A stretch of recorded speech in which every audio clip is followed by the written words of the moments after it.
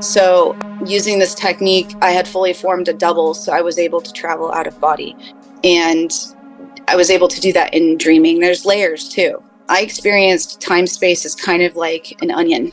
So when you get out of this perspective, which is a very safe one, by the way, we're designed to experience the world the way that we do. So what I did was I learned how to turn off my internal dialogue, which is kind of the point of meditating, right? You just learn how to shut your thoughts off, which is easier said than done.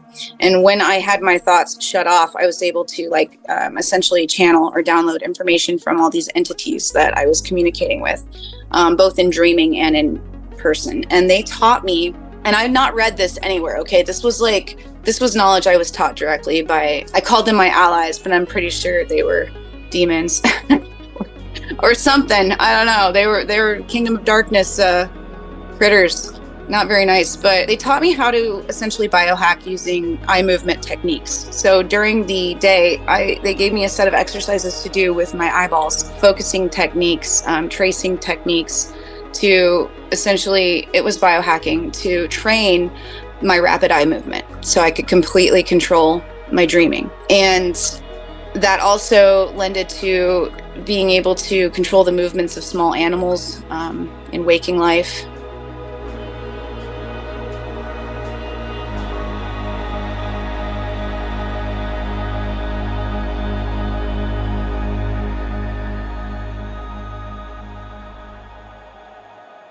To train my rapid eye movement so I could completely control my dreaming.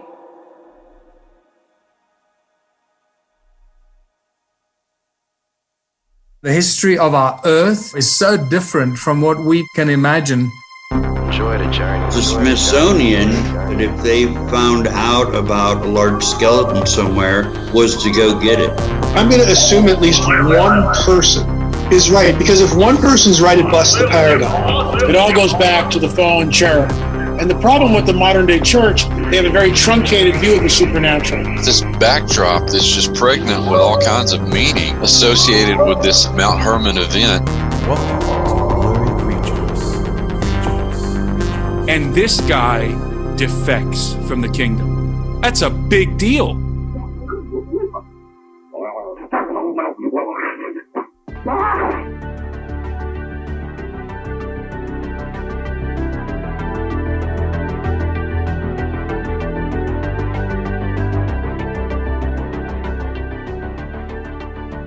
All right, welcome back to Blurry Creatures. We got another members episode for you. We got a great one today. Laura comes on the show and she tells her incredible story of a lifetime of blurriness, everything from getting sort of going into witchcraft, but also coming out of it, a hopeful story, and how that sort of took place. Just a lot of wild stuff we hear on our show, from astral projection, out of body, the silver cord, all these weird themes that some people will drop from time to time that Luke and I are not. We do not have degrees in these things. But, it's great to hear the details to make sense of the things that people will just drop on our show casually and keep going. Yeah. And we don't really have the time necessarily to go into those topics. Kind of like the way the Genesis 6 events, just and there were blah, blah, blah, and it just keeps going. Sometimes people do that on our show. There's this weird thing. They understand the paradigm. They understand exactly the term and what it means and the mechanics, yeah. Right? And they're like, oh, and then this happens. And you're like, I don't know what that even is. Yeah. And that's what I think. It's so great. Laura's a member, and she has an amazing testimony of being set free, but also just sort of going to the darkest of dark places: witchcraft, shamanism, out of body, astral projection, remote viewing, a lot of dreams, lucid dreaming. To the point where in the occult, as we've come to find out, you keep leveling up, and she leveled almost all the way up, and then she's rescued. God swoops in and rescues her. Yeah. And like you said, right? It's really cool when a lot of thematic things come together in a cohesive story, and it just so happens to be her testimony, which is more impactful. So, really excited about this episode. Really, really, really amazing. These things happen organically if you're listening.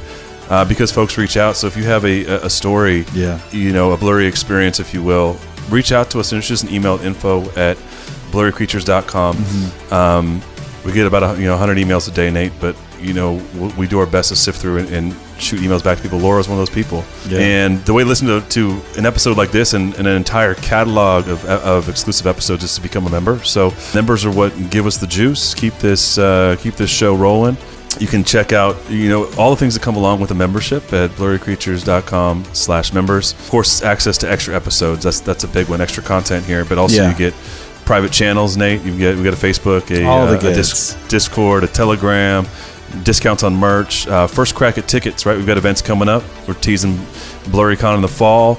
Yeah. Maybe a couple of things between there. We haven't really sussed out, but may announce. Costa Rica too. Who knows, Luke? Who knows? Maybe a Blurry cruise, No, I love it, though.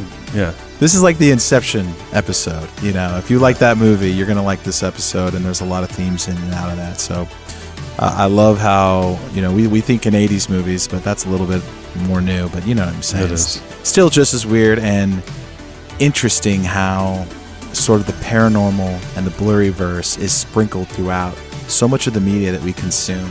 And then you hear people's actual real life stories. You go, wait a minute, where are they pulling this from? So, like Luke said, become a member, listen to this one. We're going to hop into Laura's testimony. It's really wild. And thank you guys for supporting the show. Thank you for coming to events. Thank you for helping us produce this. It's just us kind of traversing through the Blurryverse, and you guys are coming along with us and help us do that. So I'm forever grateful for everyone who supports the show. We'll see you in this one.